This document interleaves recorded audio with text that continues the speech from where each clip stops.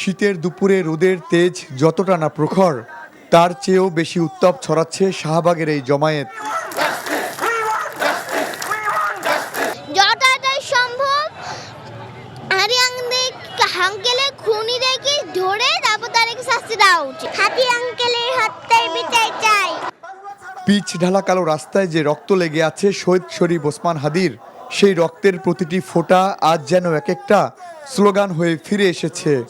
শাহবাগ আজ কেবল একটি মোড় নয়, শাহবাগ এক বিষাদ মাখা দ্রোহের নাম। এমন একটা বীরের মতো মানুষ মরে গেছে, উনার বিচার পাচ্ছি না এখনো। তাহলে আমাদের কি, আমরা যখন মরবো আমাদের নিরাপত্তা কে দিবে? অতি দ্রুত সরকার খুনিদের গ্রেফতার করুক এবং আমাদের দাবি সর্বোচ্চ শাস্তি ফাঁসি চাই। দুপুর 12:30 শাহবাগ ফিরে পায় তার প্রতিবাদী রূপ।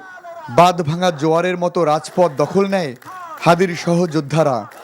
যতক্ষণ পর্যন্ত হাদির বিচার এই জমিনে না হবে ততক্ষণ পর্যন্ত আমরা এই রাজপথ ছাড়ব না। খুনিদের সাথে যারা জড়িত ছিল, যারা এই হত্যাকাণ্ডের পরিকল্পনা করেছে, তাদের কারণে এই পর্যন্ত আমাদের সামনে তুলে ধরাতে এই সরকার ব্যর্থ হয়েছে।